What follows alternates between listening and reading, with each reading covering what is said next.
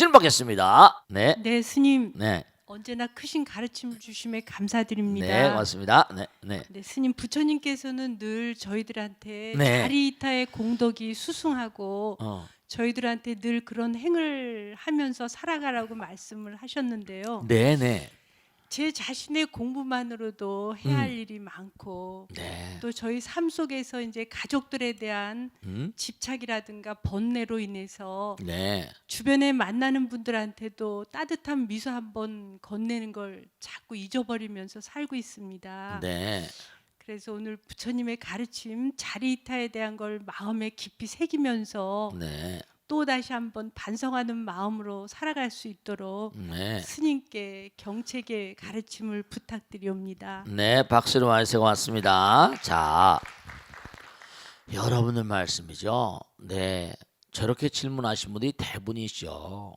여러분은 마찬가지고요. 왜냐하면 우선 시간이 없으니까 자기 일 하기도 힘들잖아요. 뭐 여러분 집에서 청소하기도 힘들고, 그죠? 그래 안 그래요?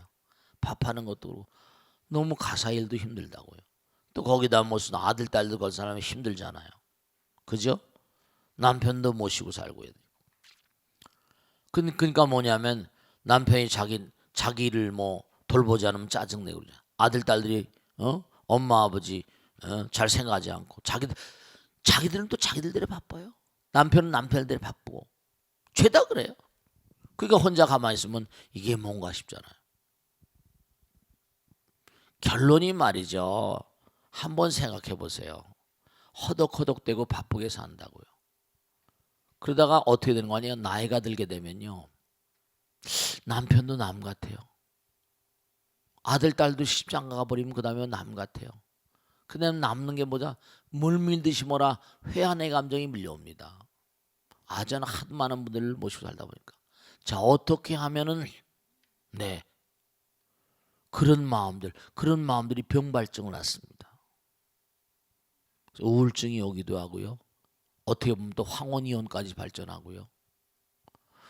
어떻게 하면 고하니 정말로 내가 너무 무의미한 삶을 살았구나.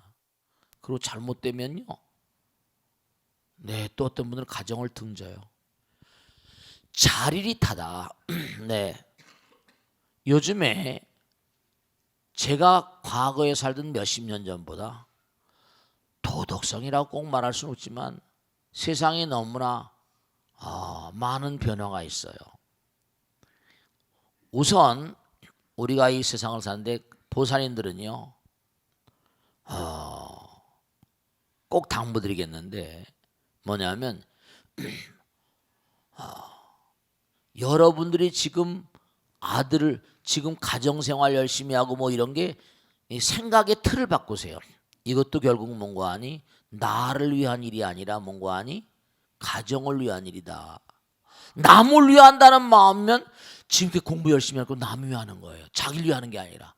공부해서 뭘 하자는 거죠? 부처님 성불해서 뭘 하자는 거예요? 중생이 없으면 부처도 필요 없는 거예요. 아시겠습니까? 중생을 위해서 몸과 마음을 던지는 것인데 그러니까 무슨 자리리타 이게 자리리타 입으로 떠드는 게 아니라 몸과 마음을 더 열심히 공부하면 내가 좀 더 열심히 하면 내 말과 생각과 행동으로 실제로 말이죠. 하나만 딱 말씀드리는데 기가 막힌 일이에요. 우리 땅에 나온 보살님인데요. 너무 착하고 훌륭한 보살입니다. 그런데 이 보살님이 아파트 단지에 보면 그 교회 라인으로 교회 다니는 사람이 많아요. 항상 뭐 절에 다닌다고 얘기도 안 해요. 근데 반상에 모이면 다 속옷이 앉아가지고 제가 왜냐? 엘리베이터 타고 다니면 예절 바르고 안녕하셨어요. 그래도 동네 일 아주 열심히 하고 아무리 남편도 학교 교편을 잡고 아들 딸 다 서울대학교 다녀. 참. 그 이 보살님이 저 보살님 한번 어떤 생각을 가지고 있는지 아주 너무 커피 한 잔만 주세요 그랬대요. 같은 주대 사는 거야. 절에 다닌다는 건 어떤 들은 자기 교회 자기가 한번 얘기를 나누고 자기 교회 무슨 뭐 간부인데 얘기를 하다가 보니까 마음이 쏙 빠지는 거예요. 야, 절에 다닌 사람은 정말로 얘기라도 뭐죠? 교회 얘기는 그러세요. 우리 교회 목사님 말씀이 그러세요. 그래가지고 이 보살님하고 빠다제란 겁니다. 우리 교회 오셔. 강남의 유명한 교회예요. 이 보살님이 그 목사하고도 친해. 유명한 목사고. 아유 그러면 한번 그래야 좋다는 거 아니. 이 보살님은 교회 가고 그 권한 보살은 능인선 오게 한 거예요. 빠다제로 했다니까. 그래가지고 가서 이 보살님이 아유 좋은 말씀 드렸습니다. 근데 여기 능인 불교대학을 또 들어오게 한 거예요. 능인선에 지금 간부예요. 내가 그 교회 이름도 안 되지만 여러분이 몸과 마음을 다해서 몸에 남을 위하고 보살심이 배버리면 개양, 정양, 해양 그러잖아요. 저절로 상대방이 빨려 들어와요. 아주 훌륭한 보살님. 제가 그 보살님 몰랐거든요. 근데 그 교회에 있다가 온 보살님 때문에 그 보살 찾은 겁니다. 그 보살이 누군데 도무지 당신 여기 데리고 온 보살이 누구야? 그게 제가 찾았다니까요. 아 조용하게 법당 일도 조용하게 흠이진 곳에서 금서 말이에요. 너무 훌륭해. 이름을 내가 대지 않겠어. 왜냐하면 이름 대고도 질투하거든. 꼭 질시하고 그런 보살이 계세요. 그러니까 몸과 마음을 다해서 내가 남을 위한다 이런 게 아니에요. 그저 내가 몸과 마음을 다해서 말 한마디 생각 하나 행동 하나도 그저 항상 그런 위로 남을 우선한다. 나보다. 자 정말 명심하세요. 내가 남을 위한다 그러면요. 우리 복중안에 복지사 그랬다고 했잖아요. 지난번에 추석 때 회의를 하는데 스님 참 이상해요. 내가 뭘 필요하다 그러면 꼭꼭 그게 들어와요. 베풀려고 하는 건 부처님이 주세요. 명심하시고 항상 그런 마음으로 사시면 뭐 남을 위한다 안 한다 하는 게 아니에요. 항상 원칙을 그렇게 들으시고 사시라고요. 아시겠죠? 그러면 시간이 엄청나게 늘어납니다. 명심하시라. 자 다음 줄 받겠습니다. 네 박수 하세요. 네. 네. 네, 감사합니다. 네 고맙습니다. 58기 김은식입니다. 네. 송초님 답변명. 네 고맙습니다. 스님, 불자라면 누구나 그 계율을 지켜야 한다고 배웠습니다. 네네. 그런데 사회생활을 하다 보면 네. 거짓말을 할 때도 있습니다. 네네. 또 회식은 대부분 고깃집에서 하지 않습니까? 네네. 일상에서 사람들과 어울리면서 음. 불자로서 어느 정도 선까지 자신을 단속해야 나갈지 큰 스님께 여쭤보고 싶습니다. 네, 박수를 하세요. 고맙습니다. 네, 여러분 말씀이죠. 계라는 걸 어렵게 생각하지 마세요. 우리가 계단 올라가려면 어디 높은 데 올라가면 계단을 꼭 타야 되지, 그지? 높은 데 올라가면 엘리베이터 타야 되잖아. 꼭 그거 타야 돼요, 그죠? 계단 올라가나 엘리베이터. 계라는 건요, 계단 타는 건 똑같아. 다른 데로 갈 데가 없잖아. 높이 올라가면 그걸 타야 되는 겁니다. 엘리베이터 타야 되는 거예요. 가야 될 길이 있어. 교회 승자라 올라가려면 계를 타야 돼요. 중요한 건 뭐냐면 어렵게 생각하지 마시란 말이에요. 살생하지 말라. 내가 살생심을 가진데 누가 나 분위기가 벌써 뭐라 살기가 뛸 거 아닙니까? 누가 날 좋아하겠어요? 살생하지 말라면 사랑이에요. 포용하라 이겁니다. 포용하라. 여러분 저 부처님 경에도요 피치 못하게 살생해야 될 때가 있다고 나옵니다. 열반경 같아 봐요. 달륜기 보살 사명당 대사가 일본 친구들이 한국에 들어오니까 한반도에 뭐죠? 발을 들기 전에 다 죽여버려 그러죠. 왜냐? 한국 조선 반도에 들어오면 그들이 할 일은 살상밖에 더 있어요. 그럼 살생을 계속하면 업을 계속 쌀 거 아니에요. 차라리 먼저 죽여버리는 게 공덕이 된다는 논리라니까요. 그렇다니까요. 오히려 중요한 사실이요. 어떤 때 살생을 해야 될 때도 있다니까요. 아니 생각해 보세요. 자기들 나라만 잘하면 돼. 침략을 해와. 그럼 어떻게 돼요? 막아야 될 거 아니야. 우리 몸에도 면역체가 있는데 어떻게? 병균이 들어오면 막아야 될 거 아니야. 군사를 왜 양성해요? 전쟁하려고 하는 게 우선 방어력이 있어야 전쟁을 막을 수 있거든요. 힘을 길러야 되는 거예요. 살생하지 말라, 도적질하지 말라. 올라가려면 내가 남의 거 손대는데 그거 남의 거 뭐죠? 강제로 도둑질하는데 그 누가 뭐 어떻게 갚아야 되죠? 갚아야 되잖아. 그 사람도 그걸 만들려면 얼마나 노력했겠어요. 전부 다 그런 거예요. 그게 사랑의 계라는 게 사랑이야. 억지가 아닙니다. 도적질하지 말라, 싸움하지 말라. 다른 여자 손대봐요. 다른 남자하고 해봐요. 살인 나지. 하나가 돼 있는데 깨뜨려 버리니까 바른 사랑을 하라 이겁니다. 여러분죠? 화엄경 같은 면 재미난 게 나오는데 우린 여기서 몸뚱아리가 되니까 전생서부터 문제가 있는 하나 일면이 하나하나 만나죠. 하늘나라에 가면요 마음이 하나가 되니까 무량한 사람을 한 마음으로 정말 나유타 한없는 부처님은 사랑이시잖아요. 고기 덩어리 사랑만 사랑이 아니잖아요. 부처님은 한없는 사랑을 다 사랑하잖아요. 사랑의 급수가 달라져요. 아까 뭐 뇌성병력도 소리가 다른다 그랬죠? 역정 쾅쾅하지만 하늘나라에서 뭐라 천사의 메아리 같아요. 이게 다 달라요. 달라요. 하늘나라 가면요 한 남자가 있다 수많은 남자 전혀 있잖아요. 그들은 사랑의 양상이 우리처럼 동물처럼 부둥치 않지 않아요. 눈으로 말하는 거야. 찌리리. 눈으로 봐도 찌리리 찌리리. 손으로 만져 찌리리. 구태여 무슨 뭐 남녀가 만나고 부둥켜 안고 동물같이 안 그래요. 아시겠습니까? 사랑의 양태가 달라요. 경전에 다 나오잖아요. 일일이 공부할 게 한도 끝도 없어요. 제가 10년 20년 끌어도 끝나지 않을 거예요 아마. 그러니까 개라는 것이 뭐냐면 아까 회식 좋아요. 저녁 고깃집 가 먹는다. 이 회식 문화가 발달하다 보니까 한국의 회사원들은 전부 다 대사증후군. 저녁에 늦게 고기 먹죠. 술 먹죠. 어떻게 됩니까? 죄다암 걸리고 고혈압 당뇨가 온 겁니다.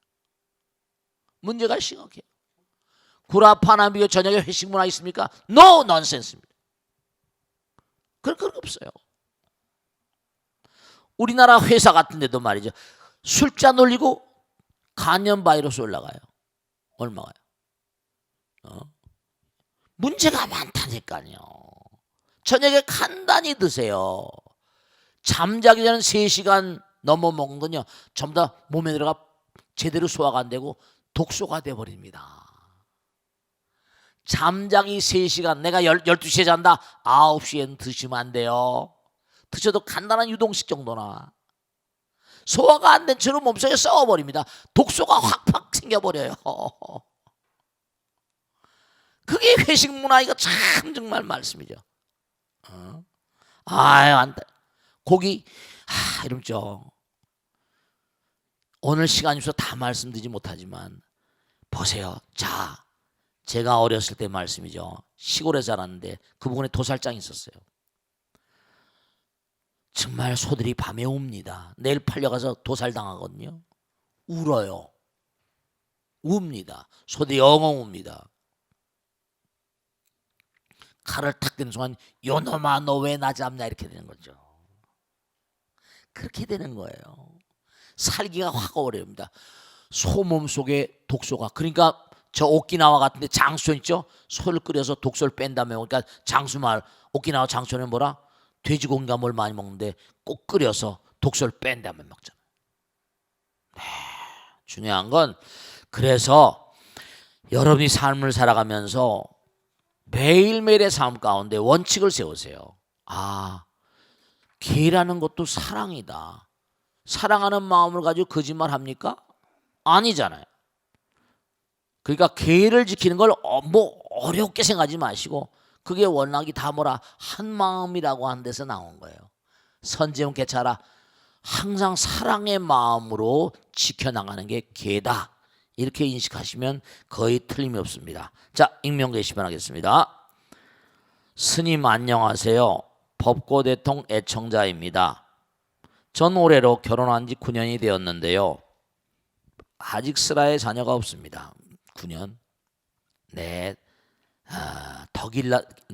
더 기다리셔도 될 수 있습니다. 그동안 3번 임신을 했었지만 모두 초기의 유산이 되어 몸도 마음도 질질대로 지친 상태입니다. 이거 참 안타깝네요. 유산이 됐었구나. 기도를 많이 하셔야 되겠네요. 애가 자꾸만 달리게 하잖아요. 기도를 많이 하셔야 됩니다. 우선 무엇인지 마음먹은 대로 안 되는 경우 이 질문들이 나오잖아요. 안타까운 얘기가 많죠. 우선 참의 기도부터 하세요. 누구든지. 그래야 이제 그게 말이죠. 뭔가 이유가 다 있거든요. 친정어머니께서도 하도 속이 상하셔서 어느 유명한 절에 스님께 제 얘기를 하셨더니 유산된 수자령 영가들이 떠나질 못하고 제 몸속에 남아서 계속 임신을 방해한다면서 천도제를 지내주지 않으면 또 이런 스님이 다 있네. 절대로 아기를 낳을 수 없다고 하셨답니다. 절대가 어디 있어? 금액이 수백만 원이라는데 금액도 부담스럽지만 그 스님의 말처럼 해서 또 안 돼 못할 거야. 그 스님 말씀처럼 천도제를 지내주지 않으면 저는 아기를 낳을 수 없는 건지 어떻게 해야 할지 판단이 서질 않습니다. 만약 천도제를 지내지 않고 무사히 출산할 수 있는 방법이 있다면 어떤 방법이 있는지 궁금합니다. 저는 스님 어떻게 해야 할까요? 자, 이 바보 같은 소리 하지 말고 잘 들으세요.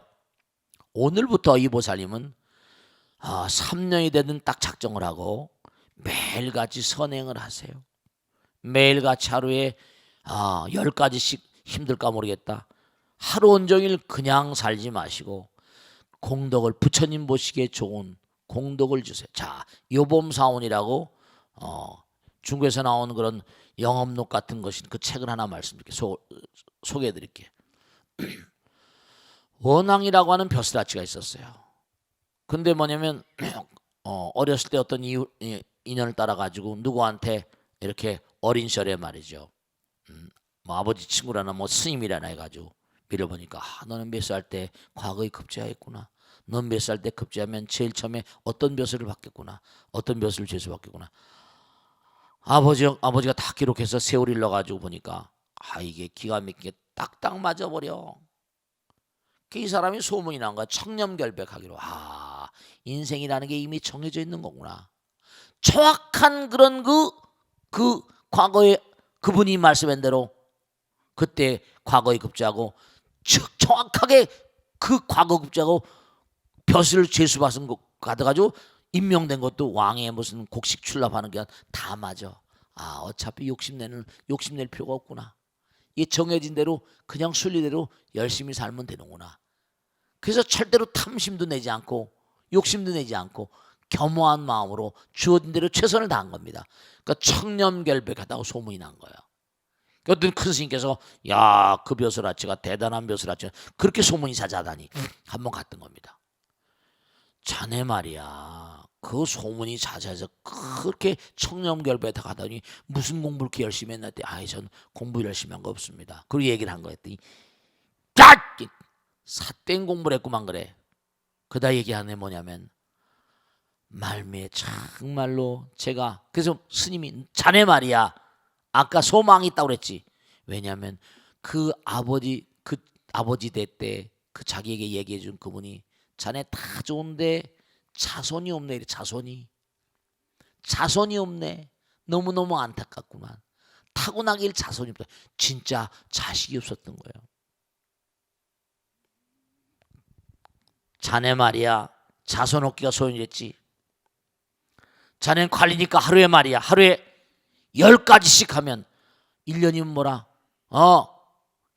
1년이면 3,000선 3년이면 만선. 유명한 만선기도입니다. 그게 한번 만선행을 해보게. 그 다음에 다시 만남세. 그러고선 이제 가신 거예요. 아기를 낳는다는데 뭘 못하겠어요? 그래 매일같이 그냥 생각날 때 그냥 막 온종일 공덕 짓기로 결심을 하고 그냥. 근데 3년이 되기도 전에 마누라가 아이를 잉태한 겁니다. 여러분 저 지성이면 감천인 거예요. 천도제 물론 그 스님 말이 틀렸다 맞다 난 말하고 싶지 않습니다. 돈 수백만 원 필요 없습니다. 저는요 정말 제를 열심히 지내지. 관음제, 지장제. 저는 돈 수백만 원 받고 천도제 지내본 적이 없어요. 평상시에 꾸준히 절에서 봉행하는 육제일, 신중기도, 인능제일, 그 다음에 약사제일, 미타제일, 지장제일, 관음제일, 육제일을 매달마다 부처님 가르침 따라서 꼬박꼬박 기도제일에 동참하시는 정성스러운 마음으로. 중요한 건 올바른 길로 이끌어죠. 매일같이 천도제 지내세요. 그러면 어떻게? 매일같이 기도하는 마음으로. 조상님이 무슨 돈을 많이 내고 이런 거 이거 한다고 효과가 아주 없는 것이다, 있는 것이다, 이런 거 얘기하고 싶지 않아요. 여러분들 정성입니다. 정성이 부처예요. 마음이 부처입니다. 그러니까 매일매일 기도하시고, 위패를 모셨으면 매일 같이 와서 정성스러운 마음으로 기도하시고, 그래서 한 3년 동안 정말로 정성을 다해서 한번 해보세요. 진짜로. 그러고 난 다음에 또 얘기합시다. 정성을 다해서. 하나 마지막으로 말씀드리면, 제가 아는 보살님이 한 분 계신데 한 번 언제 말씀했죠? 아이가 없어가지고 입양을 했습니다. 입양을 했는데요, 결혼한 지 18년 만 20년 가까이 돼서 태기가 있는 겁니다. 아들을 낳았어요. 성우라고. 아들을 낳았어요. 아들을 낳으니까요, 그 아들이 얼마나 귀엽겠습니까? 자기 배로 낳았으니까. 딸아이가 점점 엄마 아버지가 그 아이에게 정성을 쏟으니까 그것도 좀 잘못한 거지. 이 딸아이가 점점 사춘기가 됐는데 빗나가기 시작합니다. 속을 새기는 거예요. 너무너무 속을 새깁니다.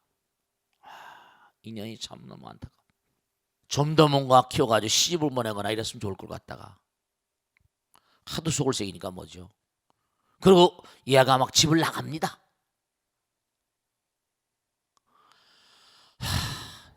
정말 안타깝대요.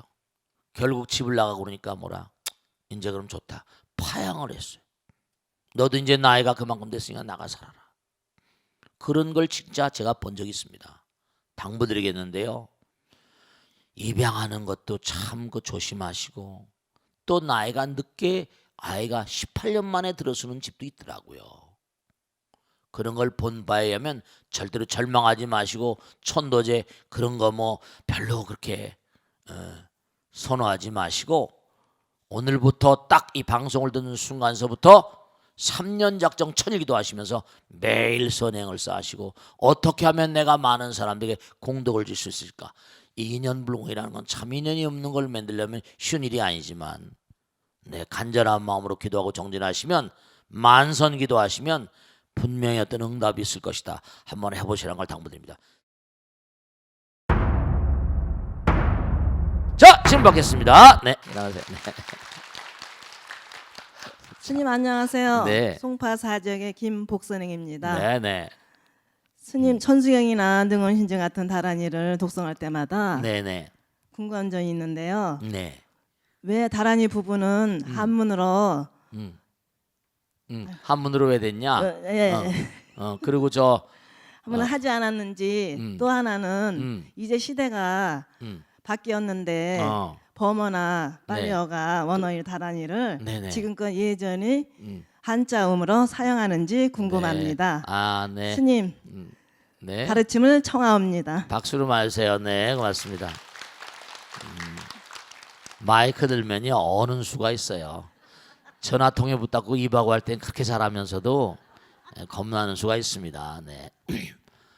그래도 용감하게 저렇게 질문을 하시니까 다행이시. 여러분 말씀이죠. 이 다란이 저와 같은 질문을 하신 분들이 굉장히 많으세요. 근데 우선 첫째로 뭐냐면요, 그 다란이는 본래 몽관이 부처님 당시에 인도 말인 건 맞아요. 그죠? 그런데 중요한 건 2500년 전이거든요. 그러니까 부처님의 깨달음의 소리라고, 그러니까 부처님의 마음에서 흘러나온 거니까 그 오종불문이라고 해서 해석이 불가능한, 부처님 마음을 어떻게 번역해요? 부처님 마음을 어떻게 우리가 알아? 너 엄마 마음을 그렇게 모르냐? 이러지. 그래 안 그래요? 아들 딸들이 뭐지? 엄마 마음을 알아 몰라? 알긴 알아도 엄마는 엄마고 나는 나지 않냐, 뭐 이런 식으로. 너 이렇게 애비 말을 그렇게 못 알아듣냐? 또 그런 말이죠. 또 동기간에도 친구들 가운데도 너 말귀를 그렇게 못 알아듣냐? 그 부처님 말귀를 어떻게 알아들어? 해석이 불가능한데. 그럼 좋아. 스님 그러면 해석 못하는 건 좋은데 그 다음 질문이에요. 그런 거 빨리어니까, 빨리어고 산스크리트 뭐고 범어니까 그걸 요즘에 것으로 하면 훨씬 좋지 않습니까? 그 옛날에 한문 같은 거 아닙니까? 여러분 말씀이죠. 저도 옛날에 그런 궁금증을 가졌었어요. 근데 여러분 말씀이죠. 제가 어느 순간에 궁금증이 다 풀리고 누구한테 얘기를 인도 가서 인도 교수하고 얘기하다 얘기했는데, 왜냐? 여러분 우리나라도 고라는 거 지금 공부 하나 모르겠다. 나란 말씀이 딩기게 달아 뭐 무슨 문자어로 사마띠 아니할세. 지금도 옛날에 훈민정음 당시에 이 세종대왕님이 만들었던 문자 가운데도 없어진 문자 많이 있어 없어? 반치음 시옷이나 뭐 무슨 이런 점이라거나 아래아라거나 없어진 게 많아. 그리고 여러분 어떻습니까? 지금 제주도에 가서 제주 사람 제주 원주민하고 얘기하면 말이 통해 안 통해? 말이 안 통해요. 같은 한국인데도 제주도 말은 알아들 수가 없어. 이 사투리. 그런데 부처님 당시의 말은 이 빨려라거나 봄하고 또 차원이 다른 말이에요.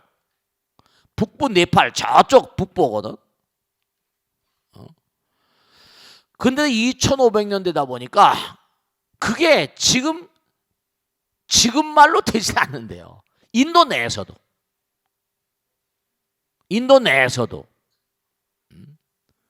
그리고 말이란 자체가 그 사람 아가 다르고 어가 다른 님에서 점 하나 띄어내면 어떻게 해? 남이 돼버려. 님에서 점 하나 붙이면 남에서 점 하나 띄어내면 뭐라? 님이 돼버린다니까. 그러니까 중요한 건 뭐냐? 다란이 기도를 많이 해보세요. 중요한 건 여기엔 부처님 마음이 들어있거든. 끊임없이 다란이를 독송하고 기도를 하다 보면 어떤 마음이 든다? 부처님 마음과 하나가 돼요. 이게 마음의 언어니까. 네, 그렇습니다. 마음의 언어예요. 영어를 이른바 토킹, 스피킹도 있지만 리스닝, 자꾸만 영어를 어떻게 돼요? 어떻게 하면 영어를 잘 들을 수 있습니까? 여러분 한문 같은 것도 마찬가지예요. 어느 나라 말도 마찬가지예요. 오래 하다 보면요, 그게 저절로 의미가 들어온다니까. 물미가 터진다고 그래. 자꾸만 하다 보면요, 부처님 마음이 느껴지고 부처님과 하나가 되니까 다란이 기도를 해가지고 통한 사람들이 한둘이 아니거든. 부처님은 다 아셔. 아이가 울기만 해도 울기만 하더라도 엄마 아버지가 뭐예요? 그 마음을 알아요 몰라요? 아이고 배고프구나 젖주려고. 울음소리가 다 감이 다르다니까. 게임이 달라요. 그러니까 그저 이거다 저거다 말씀 마시고 그냥 열심히 독경해. 그러면 다 통해. 알겠습니까? 열심히 다란이 하고 죽자사자 해봐. 그리고 하나로 몰입해 들어가면 안 통하는 게 없습니다.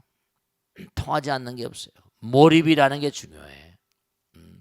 거기 담궈야 돼. 그러면 이 다란이는 정말 또 중요한 면이 많습니다. 다란이하고 진원, 주문이 달라요. 다란이는 뭔가니 많이 모여 있는 거지, 그지? 그 다음에 뭐냐면 진원은 짧은 거. 그 다음에 주문 또 이게 다 다르지. 다 같은 내용들입니다. 길고 짧은 거에 차이가 있고 부처님 마음이 있으니까 계속 열심히 입에 달고 다니면 그게 다 의미가 없습니다. 아시겠죠? 자, 다음 좀 받겠습니다. 네, 자 박수를 받겠습니다. 박수 맞으세요. 네. 수서 이론 정법사 변향생입니다. 네, 고맙습니다. 네. 스님 얼마 전에 지인에게서 네. 만다라가 그려진 천을 하나 선물 받았는데요. 아, 네네. 티베트에서는 스님들이 모래로 된 만다라를 수행의 하나로 삼는다고 들은 기억이 나는데요. 네, 그렇습니다. 만다라가 무엇인지에 대해서 설명해 주시면 감사하겠습니다. 네, 박수를 와야죠. 네. 좋은 질문이세요.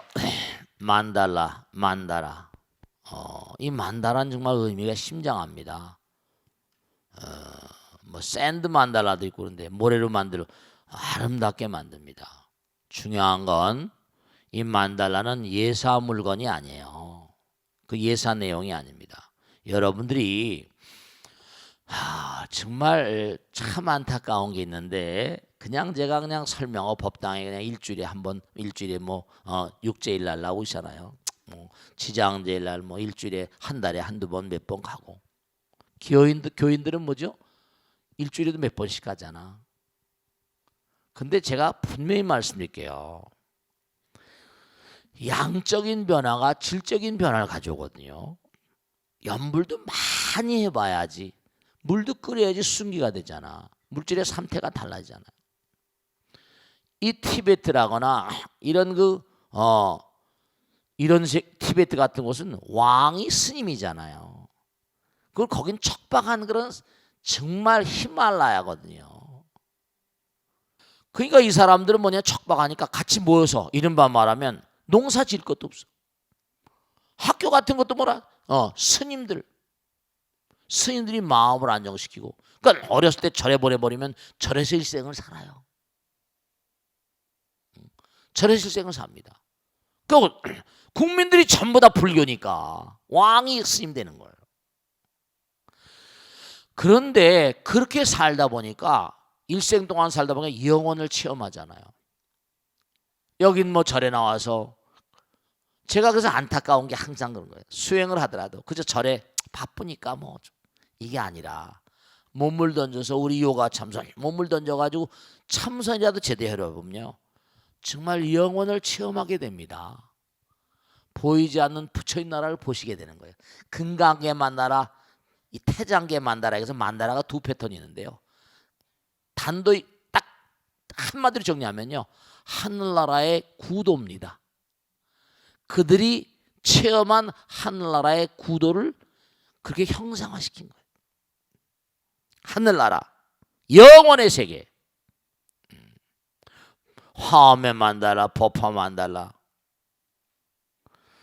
그들이 이 육신을 떠나서 또 다른 세계를 체험하면서 뭔가 그 세계를 구상화시킨 겁니다. 그러니까 그 안에 다 들어있잖아. 지옥하기 축생 다 들어있잖아.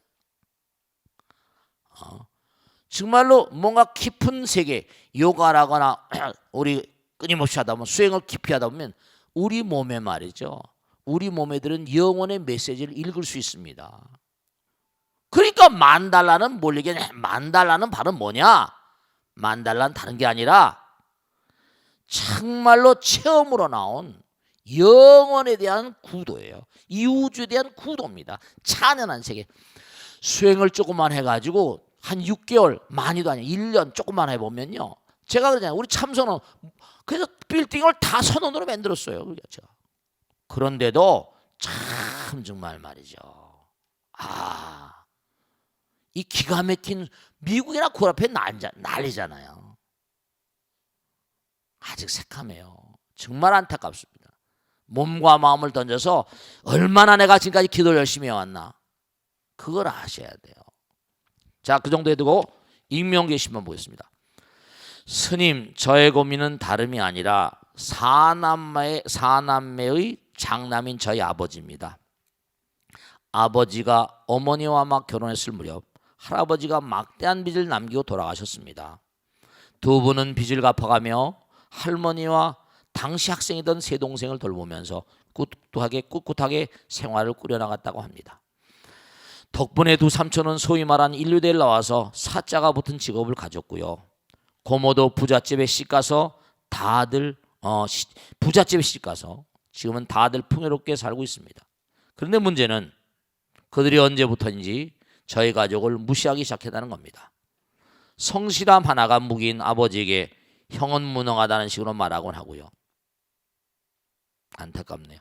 집안 대소사가 있을 때면 공무원이 얼마나 번다고 그러냐, 형은 나서지 말라는 식으로 비아냥거립니다. 명절이나 제사 때 돈만 보내고 나 몰라라 하는 건 기본이고요. 저와 제 동생이 요즘 세상에 유학도 안 다녀서 뭐 되겠냐, 가진 거 없으면 여자도 시가기 힘들다, 성형 좀 해라 등등 막말을 해댑니다. 근데 문제는 저희 아버지가 퇴직금의 빚까지 내서 할머니를 모시고 살 집을 짓겠다는 겁니다. 사실 저는 삼촌 고모들보다도 할머니가 제일 밉습니다. 저희 집이 할아버지 빚 때문에 얼마나 고생했는지 누구보다 잘 알면서도 할머니는 철마다 옷 사주고 해외여행 보내주는 삼촌 고모 편 들기에 바쁩니다. 내 인생이 이런 거예요. 한 번 동생들에게 아버지가 화를 내니까 세상에 욕을 하고 때리면서 아버지를 나무라시더군요. 그런데도 할머니가 사시면 얼마나 사시겠냐며 좋은 곳에 집을 짓겠다는 아버지. 저는 분하고 그래서 잠이 안 옵니다, 스님. 네, 이분한테 먼저 제가 말씀드리겠는데 절대로 억울해하지 마세요. 짧게 보지 마시라고요. 왜냐하면 부처님 다 보고 계세요. 충분히 억울한 그런 마음이 글에 다 나타나네요. 그리고 아버님이 참 훌륭하시네요. 그리고 아버님 나이 다 동생들이 사자 붙은 직업을 가졌다 보니까 그 당시에 이 편지 보내신 분의 아버님은 훌륭하신 분인데 그 당시에 공무원 하기가 쉽지 않았거든요. 지금도 힘들지만. 그러니까 묵묵히 말이죠. 여러분죠. 이 텔레비를 보시는 분들도 많이 계신데 말씀했는데 제가 지금 이게 나이가 좀 들었잖아요. 쭉 많은 분들 보니까요. 이 우주는 부처님 나라예요. 억울하다고 생각하지 마세요. 이것도 지금 억울해서 잠이 안 옵니다. 네, 잠 편히 주무세요. 잠 편히 주무시라고. 억울할 거 하나도 없어요. 부처님 보고 계신데. 공덕이 되면요. 제가 말씀드릴게요. 아버지 엄마가 잘하면요. 복이 3대까지 내려가고요. 아버지 엄마가 잘못하면 복이 3대까지, 재앙이 3대까지 밀려갑니다. 3대가 아니에요. 유전자라는 게 있잖아. 아버지가 뭐 암 유전자를 가지고 아들 딸도 암 온다는 게 당연 기정사실처럼 돼 있잖아요. 마음, 모든 게 마음이기 때문에 아버지 어머니가 지은 공덕이 아들 딸들한테 갑니다. 억울해하지 마시고 열심히 정말 공부를 열심히 하시고 억울해할 거 없어요. 하늘이 지켜보고 있지 않냐. 할머니가 밉다고 하셨죠? 네, 제가 지난번에도 얼마 전에 말씀드렸나? 제 친한 친구가 있는데요. 참 할아버지가 일제 때 고문을 파스했대요. 그러니까 일본에 가서도 공부하고. 그러니까 그 당시로 고문을 파스해서 총독부에 동경제대를 나왔다고 그러더라고요. 그러니까 총독부에서 고위 관리를 했었대요. 그러니까 할머니도 보통분이 아니세요. 나이가 근데 많이 이제 돌아가셨어요. 근데 제가 이제 살아계실 때 친구 어머니니까 어머니 오셨어요. 꼭 우리 아들 스님이라고 그래요. 인자하시. 그럼 제가요, 그렇게 훌륭하신 분이야. 하여간에 우리 친구도 그렇고 뭐 다 출세했어. 무슨 대기업 사장, 검사장, 딸내미는 또 서울대학교 교수. 하여간에 6남매가 그래 다 성공했어. 어머니는 정말 복도 터졌다. 애들이 다 출세하고 말이야. 그래서 장난기스럽게 어머니 아들 딸 중에 누가 제일 좋아요? 그런데 이제 우리 친구를 어떻게 생각하냐?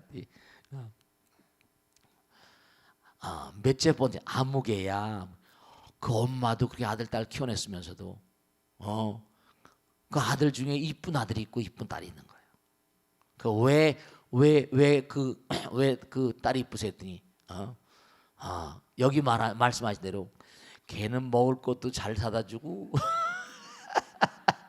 나이가 들면 애기가 되거든요. 그래서 제가 우리 친구들이 이렇게 했더니 걔는 말뿐이야. 여러분 말씀이죠. 엄마가 우리를 키워주고 다 했지만 나이가 들면 치매가 오잖아요. 마음은 부처님 마음이지만 말이죠. 그냥 하신 말씀이시겠죠. 다 사랑하는. 그러니까 뭐냐면 아버지가 어머니는 뭔가 아니 그렇죠. 당장 지금 그렇잖아요. 여러분 말씀이죠. 여기 지금 이 손주분 같은데 이만큼만 하더라도 이런 가정이면 우리 가정이면 선생님이다. 억울해하지 마시고 뭐냐면 그래도 삼촌들이나 고모들이 이렇게 봉양하고 하고 그 아버지가 뭘 잘못해 이 아버지가 훌륭하신 분이 여러분죠 뭐가 잘 된다는 건요 절대로 쉬운 일이 아닙니다. 한 송이 뭐라 국화꽃을 피우기 위해서 봄부터 소쩍새가 우는 겁니다. 여러분 말씀이죠. 이 아버님이 훌륭하신 분이 분명한 게 뭐냐면 자기가 그릇되게 살았으면 아들 딸 자기 동생들이지 동생들에게 출세를 못 시켜요. 뭐가 잘 되는 건 말이죠. 그릇된 마음 가지면 빗나가서라도 빗나가서라도 이거 사자 이거 하겠어요? 형님을 바라보고 겉으로는 그럴지 모르겠지만 다 형님을 존경할 겁니다. 속으로는 형님의 도덕성이라거나 공무원하면서 묵묵히 자기들을 그렇게 키워주는 그런 걸 보고 그 도덕성이 그들을 압도했기 때문에 그게 출세한 겁니다. 아버지가 나이가 들고니까 억울하기도 하고 그런 점이 있을지 모르겠지만 아버지한테도 억울하다고 생각하지 말라고 그러세요. 동생들을 그만큼 키워서 훌륭한 그런 그 삶을 살게 하고 부잣집으로 십장가 다 보냈으면 그걸로 그걸로 족합니다. 다 버리고 가는 게 인생인데 이 우리 그 편지 보내신 분이 너무 이제 나이가 어리니까 억울할지도 모르겠죠. 이 세상엔요 세월이 흘러가면 흘러갈수록 영겁을 가게 되면 이 세상이 교과서로잖아요. 지은 건 다 받아요. 지은 건 다 받아요. 죄를 지면 죄를 받고 복을 지면 복을 받습니다. 벌을 지면 뭐라? 벌을 받는 거예요. 제가 꼭 당부드린 게 아까 했죠? 아버지가 지은 공들이 당신한테 갈 겁니다. 그걸 명심하시고 계속 열심히 공부하셔야 돼요. 억울해할 게 없습니다. 절대로 억울하지 마세요. 우린 다 버리고 가는 게 언제 끝날지 모르잖아요. 제가 하나 마지막으로 이분한테 꼭 당부드린 건 뭐냐면 만약에 이분들을 또 삼촌들이니까 제가 지금 드린 말씀을 쭉 정리해 가지고 한번 삼촌들에게 고모한테 편지를 보내보세요. 편지를 보내서 삼촌 원망하는 게 아닙니다. 고모님 고모 원망하는 게 아니에요. 난 아버지가 잘했다고 그러지 않습니다. 그래도 아버지가 그래도 뭔가 이렇게 해서 형님이 그래가지고 이랬는데 난 아버지를 사랑합니다. 이러면서 제가 드린 말씀 그런 말씀을 그대로 자기 입장을 좀 섞어서 하면 삼촌들이나 고모들이 반성할 거예요. 그들에게도 뭔가 참의 기회를 준다는 것도 의미로울 것 같으니까 하셔도 좋고 안 하셔도 좋고 근데 뭐 이렇게 그건 판단입니다만 꼭 당부드리겠는데 절대로 억울해하지 마세요. 이우주는 정말 탕탕평평히 공평무사합니다. 제가 지금까지 쭉 살아오면서 체험한 그런 세계입니다. 절대로 억울하지 마시고 열심히 그럴수 공부도 하시길 당부드립니다. 아시겠죠? 자, 오늘 여기서 모두 마치겠습니다. 대단히 감사한 성부하십시오. 네, 좋습니다. 고맙습니다.